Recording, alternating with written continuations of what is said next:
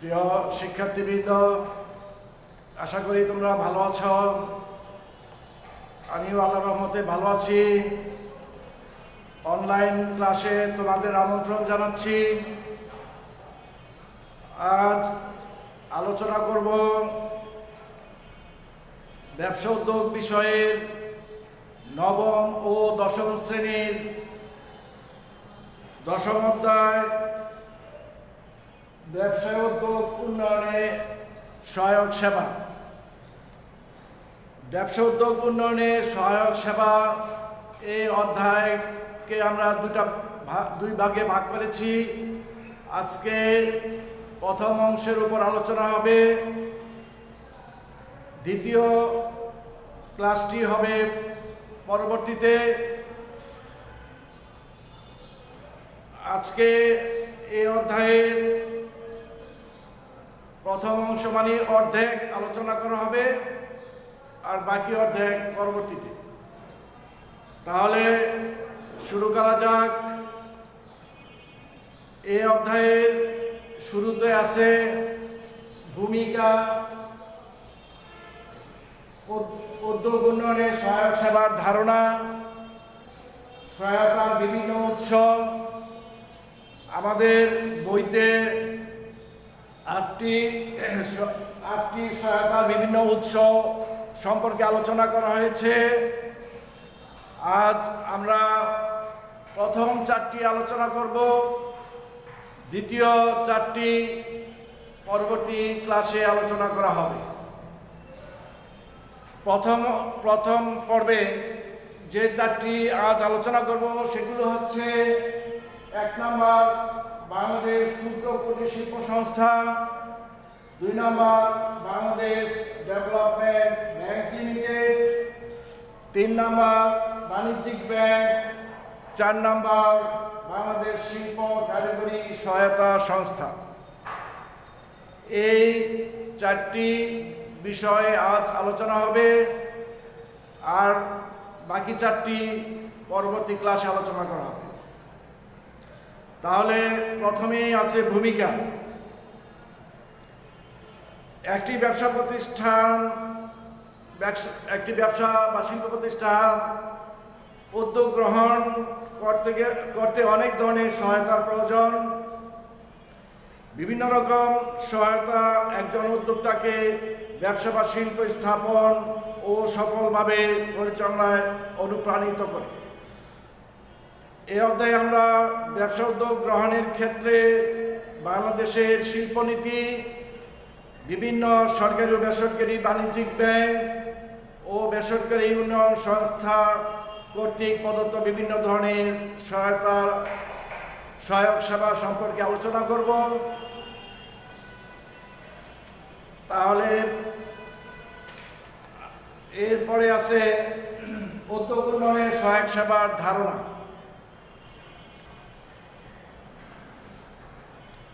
নতুন ব্যবসা বা শিল্প স্থাপন একটি সৃজনশীল ও গঠনমূলক কাজ। এ কাজে ঝুঁকি জড়িত, তাই সহজে এই কাজে কেউ এগিয়ে আসতে চায় না। এর জন্য প্রয়োজন বিভিন্ন ধরনের সহায়তা। উদ্যোগ গ্রহণের এসব সহায়তা একজন সম্ভাবনাময় উদ্যোক্তাকে ব্যবসা বা শিল্প স্থাপন তার সফলভাবে পরিচালনায় অনুপ্রাণিত করে। এই কারণে বিভিন্ন ধরনের সহায়তা প্রয়োজন একজন সম্ভাবনাময় উদ্যোক্তার। প্রকৃতি অনুযায়ী এসব সহায়তাকে 3 ভাগে ভাগ করা যায়। 1 নম্বর হচ্ছে উদ্দীপনামূলক সহায়তা, 2 নম্বর হচ্ছে সমর্থনমূলক সহায়তা, 3 নম্বর হচ্ছে সংরক্ষণমূলক সহায়তা। 1 নম্বরে বলেছিলাম উদ্দীপনামূলক সহায়তা।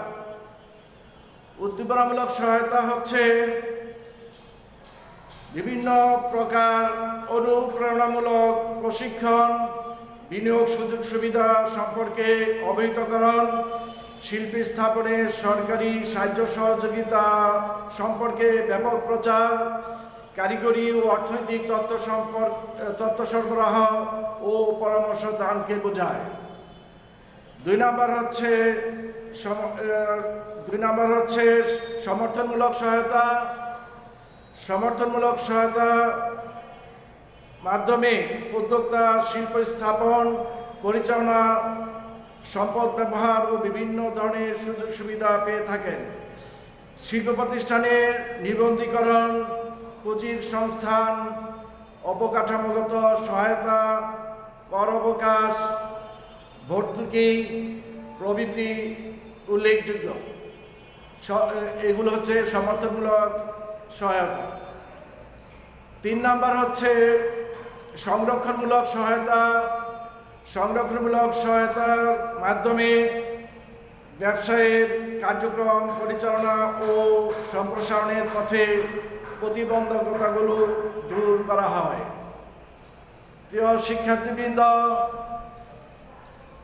এ পর্যায়ে আমি আলোচনা করব সহায়তার বিভিন্ন উৎস নিয়ে। আমাদের পাঠ্য বইতে সহায়তার বিভিন্ন উৎসের 8টি বিষয় অন্তর্ভুক্ত রয়েছে। আজ আমি প্রথম 4টি নিয়ে আলোচনা করব। তাহলে সহায়তার বিভিন্ন উৎস কি সেটা আগে জেনে নেই। পৃথিবীর অন্যান্য দেশে নেয় বাংলাদেশেও ব্যবসা উদ্যোগ গ্রহণ ও স্থাপনে সহায়তাকারী বিভিন্ন সরকারি বেসরকারি প্রতিষ্ঠান গড়ে উঠেছে এবং ব্যবসা বাণিজ্যের ক্ষেত্রে অবদান রেখে চলছে। ওই সকল প্রতিষ্ঠান দেশে ব্যবসা বা শিল্প স্থাপনে উদ্যোগ গ্রহণ, শিল্প স্থাপন ও পণ্যদ্রব্যের বিপণনে প্রয়োজনীয় দিক নির্দেশনা ও সহায়তা প্রদান করে থাকে। তাছাড়া জাতীয় শিল্পনীতিতে ব্যবসা উদ্যোগ গ্রহণে সহায়ক বিভিন্ন দিক উল্লেখ করা হয়েছে, যা অনেকের জন্য অনুপ্রেরণামূলক হতে পারে। নিম্নে আমাদের পাঠ্য বইতে যে 8টি বিষয় সহায়তা বিভিন্ন উৎসের সম্পর্কে আলোচনা করা হয়েছে। তার মধ্যে আজ আমি যে 4টি আলোচনা করব সেই 4টি হচ্ছে: 1 নম্বর বাংলাদেশ ক্ষুদ্র ও কুটির শিল্প সংস্থা, 2 নম্বর হচ্ছে বাংলাদেশ ডেভেলপমেন্ট ব্যাংক, 3 নম্বর হচ্ছে বাণিজ্যিক ব্যাংক, 4 নম্বর হচ্ছে বাংলাদেশ শিল্প কারিগরি সহায়তা সংস্থা। তাহলে প্রথমেই আছে বাংলাদেশ ক্ষুদ্র ও কুটির শিল্প সংস্থা।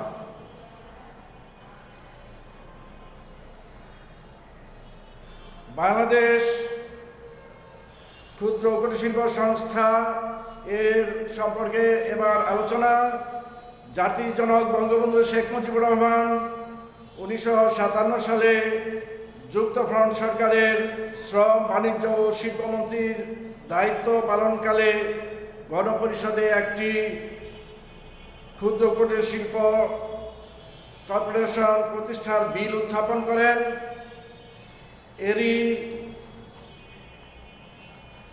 এরই ফলশ্রুতিতে 1957 সালের 30 মে পূর্ব পাকিস্তানে ক্ষুদ্র কুটির শিল্প কর্পোরেশন ইপসিক প্রতিষ্ঠিত হয়, যা স্বাধীনতার পর বাংলাদেশ ক্ষুদ্র কুটির শিল্প সংস্থা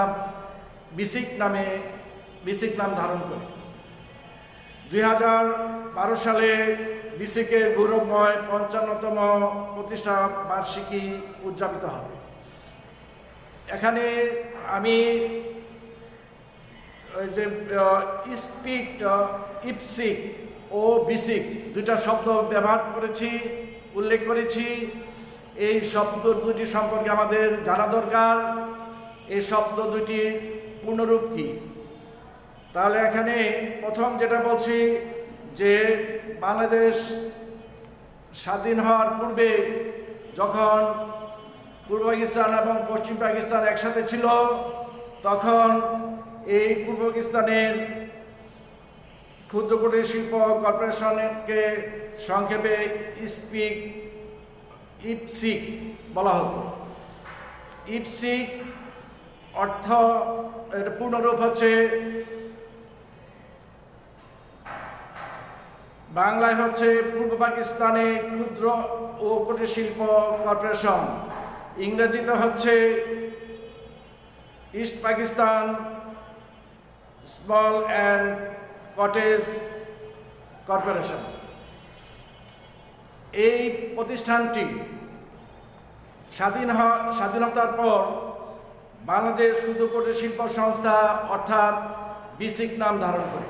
তাহলে বিসিক শব্দটির পূর্ণরূপ কি, এটাও আমাদের জানা দরকার। বিসিক শব্দের পূর্ণরূপ হচ্ছে, বিসিক ইংরেজি শব্দ, এর পূর্ণরূপ হচ্ছে Bangladesh small and cottage industries corporation. বাংলায় হচ্ছে বাংলাদেশ ক্ষুদ্র ও কুটির শিল্প সংস্থা। তাহলে এই বাংলাদেশ ক্ষুদ্র কুটির শিল্প সংস্থার 2012 সালে 55তম প্রতিষ্ঠা বার্ষিকী উদযাপিত হয়। তারপর আছে বর্তমানে শিল্প মন্ত্রণালয়ের অধীন বাংলাদেশ ক্ষুদ্র কুটির শিল্প সংস্থা বিসিক দেশের ক্ষুদ্র কুটির শিল্পের সম্প্রসারণে নিয়োজিত সরকারি খাতের প্রধান সহায়তাকারী প্রতিষ্ঠান হিসাবে কাজ করছে। এই সংস্থার প্রধান কাজ হলো এ জাতীয় শিল্প খাতের উন্নয়নের জন্য বিনিয়োগ পরামর্শ দান। বিসিক প্রদত্ত অন্য সহায়তাগুলো নিম্নরূপ: 1 নাম্বার হচ্ছে শিল্প সংক্রান্ত তথ্য সরবরাহ, 2 নাম্বার হচ্ছে উদ্যোক্তা চিহ্নিতকরণ, 3 নাম্বার হচ্ছে শিল্পোদ্যোগ উন্নয়ন, 4 নাম্বার হচ্ছে প্রকল্প নির্বাচন, তারপর হচ্ছে প্রকল্প মূল্যায়ন, অবকাঠামোগত উন্নয়ন, ব্যবস্থাপনা ও দক্ষতা উন্নয়ন, পণ্য ডিজাইন, কাঁচামাল সরবরাহে সাহায্য, উৎপাদিত দ্রব্য সামগ্রী বিপণনে সহায়তা, ক্ষুদ্র কুটির শিল্পের রেজিস্ট্রেশন। এগুলো হচ্ছে বিসিকের প্রদত্ত সহায়তাগুলো। উল্লেখিত সহায়তাদি ও শিল্প স্থাপন সম্পর্কিত যে কোনো পরামর্শের জন্য উদ্যোক্তাগণকে প্রত্যেক জেলায় অবস্থিত বিসিকের শিল্প সহায়ক কেন্দ্রের সাথে যোগাযোগ করতে হয়। 2012 সালের এপ্রিল পর্যন্ত সারা দেশে 74টি শিল্পনগরী কার্যালয়, প্রশিক্ষণ ইনস্টিটিউট ও 4277টি শিল্প কারখানা স্থাপন করা হয়েছে। এ সমস্ত শিল্প কারখানায় 33,81,000 লোকের কর্মসংস্থান হয়েছে। তবে বর্তমানে এই সংখ্যা আরও বৃদ্ধি পেয়েছে, কারণ আমরা যে পরিসংখ্যানটি উল্লেখ করলাম সেটা হলো 2012 সালে, বর্তমানে চলছে 2021 সাল। এই কয়েক বছরে এই পরিসংখ্যানের নিশ্চয়ই পরিবর্তন হয়েছে এবং এই সংখ্যা আরও বৃদ্ধি পেয়েছে।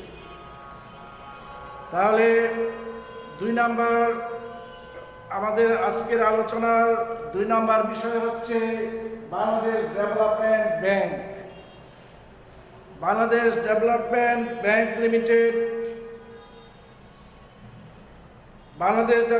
ব্যাংক লিমিটেড বিডিএল সম্পূর্ণ রাষ্ট্রীয় মালিকানাধীন একটি বাণিজ্যিক ব্যাংক। বাংলাদেশ শিল্প ব্যাংক ও বাংলাদেশ শিল্প ঋণ সংস্থা, এই দুটি সংস্থাকে একত্রিত করে 3রা জানুয়ারি 2010 সাল হতে বাংলাদেশ ডেভেলপমেন্ট ব্যাংক লিমিটেড নামে নতুন করে কার্যক্রম শুরু করে। বাণিজ্যিক ব্যাংকিং ছাড়াও বিডিবিএল সরকারি ও বেসরকারি শিল্পে আর্থিক ও কারিগরি সহায়তা প্রদান করে থাকে। দ্রুত শিল্পায়নের লক্ষ্যে নতুন শিল্প প্রকল্প স্থাপন, চালু শিল্প প্রকল্পসমূহের আধুনিকরণ, যন্ত্রপাতি পরিবর্তন ও সম্প্রসারণের জন্য শিল্প উন্নয়ন, শিল্পোদ্যোক্তাদের ঋণ ও পরামর্শ দান ও কৃষিভিত্তিক শিল্পের পৃষ্ঠপোষকতা করে বাংলাদেশ ডেভেলপমেন্ট ব্যাংকের প্রধান কাজ। এছাড়া বিডিবিএল এর উল্লেখযোগ্য সহায়তাগুলো হচ্ছে ক্ষুদ্র উদ্যোক্তাদের অগ্রাধিকার, তারপর আছে উৎপাদন ও সেবা খাতকে অগ্রাধিকার, তারপর হচ্ছে নারী উদ্যোক্তাদের অগ্রাধিকার। তাহলে প্রথমে বলেছি ক্ষুদ্র উদ্যোক্তাদের অগ্রাধিকার, সেই সম্পর্কে একটু বিস্তারিত আলোচনা করব। বাংলাদেশের মতো উন্নয়নশীল দেশের সার্বিক অর্থনৈতিক উন্নয়নে ক্ষুদ্র মাঝারি শিল্পের এসএমই ভূমিকা অনস্বীকার্য।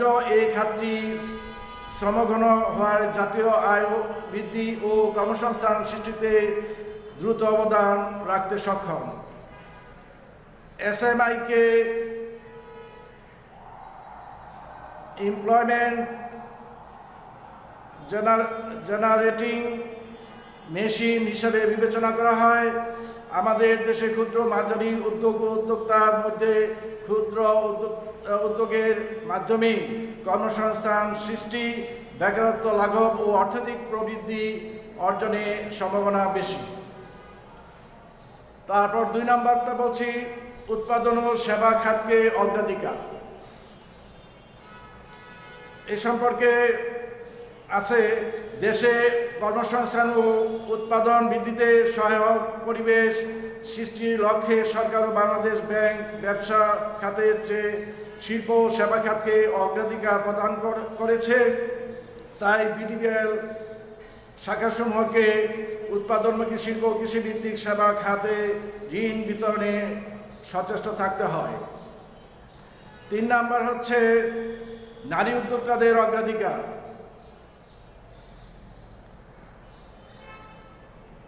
যদি কোনো নারী ব্যক্তি মালিকানাধীন প্রতিষ্ঠানের ক্ষেত্রে স্বত্বাধিকারী হন কিংবা অংশীদারি প্রতিষ্ঠান বা জয়েন্ট স্টক কোম্পানিতে নিবন্ধিত প্রাইভেট কোম্পানির পরিচালক বা শেয়ার হোল্ডারগণের মধ্যে অনূন্য 51% শতকরা 51% অংশের মালিক হন, তাহলে তিনি নারী শিল্পোদ্যোক্তা হিসাবে পরিগণিত হবেন। বাংলাদেশের মোট জনসংখ্যার প্রায় 50% নারী। জনসংখ্যার এই কাঠামোর কারণে টেকসই অর্থনৈতিক প্রবৃদ্ধির জন্য অর্থনীতির মূল স্রোত নারীদের অংশগ্রহণ একান্তভাবে অপরিহার্য। আমাদের নারী সমাজের নিষ্ঠা, আগ্রহ, উদ্ভাবনী শক্তি ও শ্রম নিপুণতা রয়েছে।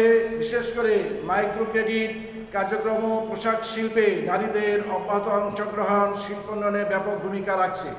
এই জন্য বিডিবিএল ক্ষুদ্র মাঝারি উদ্যোগে নারী উদ্যোক্তাদের জন্য সহায়ক শর্তে অধিকতর প্রাতিষ্ঠানিক ঋণ সুবিধা প্রদান করছে। প্রিয় শিক্ষার্থীবৃন্দ, এবার আলোচনা করব বাণিজ্যিক ব্যাংক নিয়ে। দেশের 4টি রাষ্ট্রায়ত্ত বাণিজ্যিক ব্যাংক রয়েছে। 1 নম্বর হচ্ছে সোনালী ব্যাংক, 2 নম্বর জনতা ব্যাংক, 3 নম্বর অগ্রণী ব্যাংক, 4 নম্বর হচ্ছে রূপালী ব্যাংক। তাছাড়া বাংলাদেশ কৃষি ব্যাংক সারা দেশে বিরাজমান, তাদের শাখাগুলোর মাধ্যমে শিল্প ও ব্যবসা উদ্যোক্তাদের আর্থিক সেবা প্রদান করে আসছে। বাংলাদেশের প্রধান বাণিজ্যিক ব্যাংক সোনালী ব্যাংক লিমিটেড সরকারের উন্নয়ন সহযোগী হিসেবে এসএমই খাতের উন্নয়নে এক মালিকানা অংশীদারি ও প্রাইভেট লিমিটেড কোম্পানি এবং পাবলিক লিমিটেড কোম্পানিকে বিভিন্ন ধরনের সেবা প্রদান করে আসছে। ব্যবসা প্রকল্পের ধরন অনুযায়ী ঋণ সীমা সর্বনিম্ন 50,000 থেকে সর্বোচ্চ 10 কোটি টাকা। চলতি মূলধনের ক্ষেত্রে 1 বছর এবং মেয়াদি ঋণের ক্ষেত্রে 3 থেকে 7 বছর পর্যন্ত বিবেচিত হয়। এ সকল ক্ষেত্রে ঋণ প্রাপ্তির যোগ্যতা নিম্নরূপ। 1 নম্বর হচ্ছে ঋণ প্রার্থী উদ্যোক্তাকে ন্যূনতম 2 বছরের ব্যবসায়িক অভিজ্ঞতা থাকতে হবে। উদ্যোক্তাকে সুস্থ, শিক্ষিত এবং বয়স 18 থেকে 60 বছরের মধ্যে হতে হবে। ঋণ খেলাপি, দেউলিয়া, উন্মাদু, জড়বুদ্ধি সম্পন্ন ব্যক্তি ঋণের জন্য আবেদন করতে পারবে না। উদ্যোক্তাকে বাংলাদেশের নাগরিক হতে হবে। মহিলা উদ্যোক্তাদের অগ্রাধিকার দেওয়া হবে। এবার আলোচনা করব বেসিক ব্যাংক নিয়ে। বেসিক ব্যাংক লিমিটেড সম্পর্কে। বেসিক ব্যাংক বাংলাদেশে প্রচলিত 1913 সালের কোম্পানি আইনের অধীনে 1988 সালে নিবন্ধিত হয় এবং 1989 সালের 31শে জানুয়ারি থেকে ব্যাংকিং কার্যক্রম শুরু করে। বর্তমানে এটি ব্যাংকিং কোম্পানি আইন 1991 অনুযায়ী পরিচালিত হচ্ছে। ক্ষুদ্র শিল্পের অর্থায়নে প্রয়োজনীয় উপলব্ধি এবং এই ব্যাংক প্রতিষ্ঠা হলেও বর্তমানে ব্যাংকটি বাণিজ্যিক উন্নয়নে ব্যাংকিং কার্যক্রম উভয়ই পরিচালনা করে থাকে। তবে ব্যাংকের স্মারকলিপিতে উল্লেখ অনুযায়ী ব্যাংক তার মোট ঋণযোগ্য তহবিলের 50% ক্ষুদ্র কুটির শিল্পে বিনিয়োগ করতে প্রতিশ্রুতিবদ্ধ। ব্যাংক মূলত ঋণ ও মাঝারি শিল্পের উদ্যোক্তাদেরকে বিভিন্ন ক্ষেত্রে অর্থায়ন করছে। এক্ষেত্রে তৈরি পোশাক, কৃষিভিত্তিক শিল্প যেমন পোলট্রি, প্রকৌশল, খাদ্য জাতীয় শিল্প, রাসায়নিক শিল্প, ওষুধ শিল্প, কাগজ, বোর্ড তৈরি, প্রকাশনা ও প্যাকেজিং শিল্প, চামড়া ও পাট শিল্প, এই সমস্ত ক্ষেত্রে তারা ঋণ প্রদান করে আসছে। আজকের বাংলাদেশ সহায়তা বিভিন্ন উৎসের যে প্রথম চারটির মধ্যে শেষ নাম্বার হচ্ছে বাংলাদেশ শিল্প কারিগরি সহায়তা সংস্থা।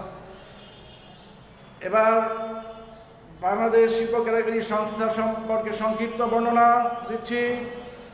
দেশের শিল্পায়ন এবং অর্থনৈতিক পরিবর্তন প্রক্রিয়ায় বিশেষ করে শিল্পক্ষেত্রে উৎপাদনশীলতা বৃদ্ধির লক্ষ্যে সংস্থাটি প্রতিষ্ঠিত হয়।